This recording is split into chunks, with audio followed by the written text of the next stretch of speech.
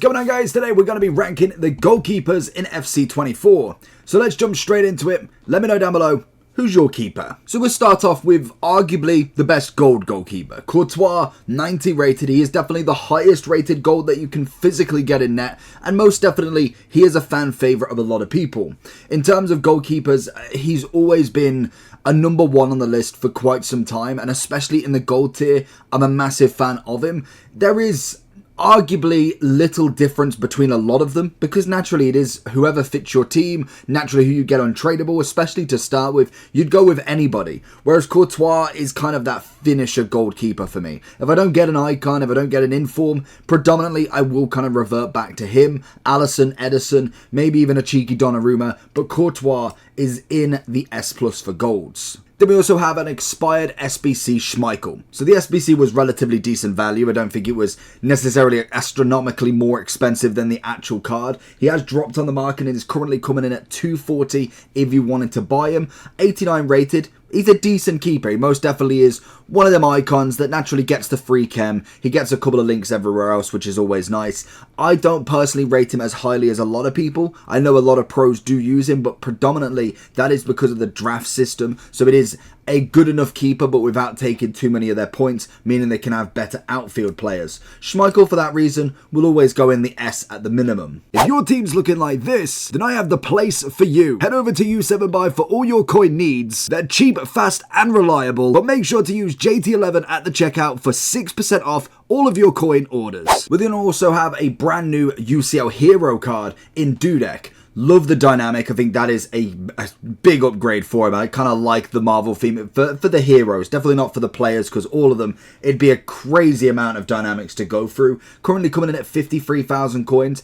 I was a big advocate of him this year. I feel like he's definitely felt like he's upgraded. Last year I wasn't a massive fan. This year he definitely feels slightly better. It might just be mechanics. It might be the fact goalkeepers were slightly, not even overpowered, but they were saving a considerable amount more than what they were last year.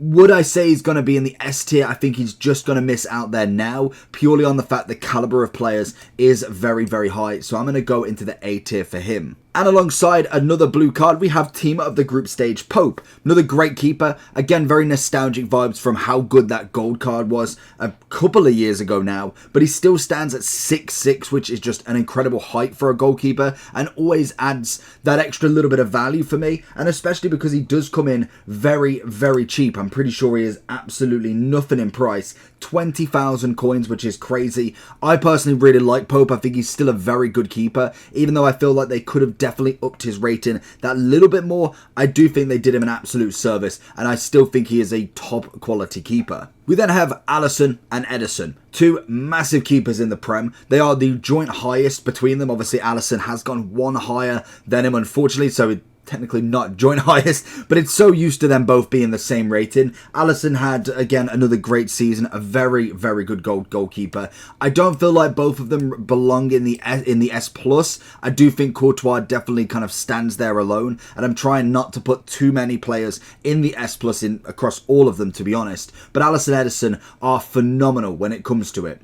When we look at the others, we've got Donnarumma, we've got Mignan, we have Oblak. Again, free keepers that are relatively cheap now. They're not necessarily of an expense. Oblak is only a little bit more expensive, purely on the fact he's a higher rated. So we are looking more at fodder keepers, if anything. I think Oblak, unfortunately this year, because of the downgrade, has naturally just got a little bit worse. And maybe there's arguments for him being a little bit better than a B, but I've just personally not had a great success with him. And granted, I could use him for a lot more matches and maybe find some good points, but in general, I don't see him anywhere, and naturally, I've only used him for so long and he just really wasn't it. Whereas personally, I do really like Donnarumma and Mignan. I've come up against them as well, which is always an extra bonus, because naturally, I can only use one keeper at a time, so I do go off the fact of what keepers am I coming up against, how well did they do, and naturally, if I've used them as well.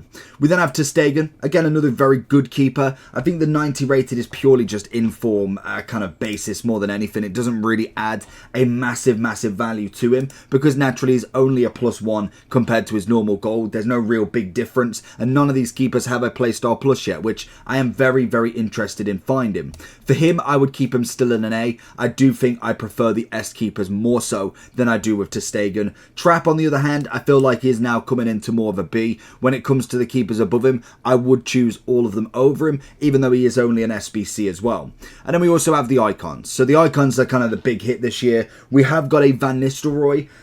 I can't make my mind up if I really like him or don't. I think he's average, but it's some games he has really good games for me. We managed to get his loan card, so it's nothing really crazy for him, but there's some games where he makes some incredible saves, and then others where I'm like, he just doesn't feel like a goalkeeper at times. So for that reason, I was thinking S, but judging from what I know with the other keepers, he's just not been that consistent for me, unfortunately.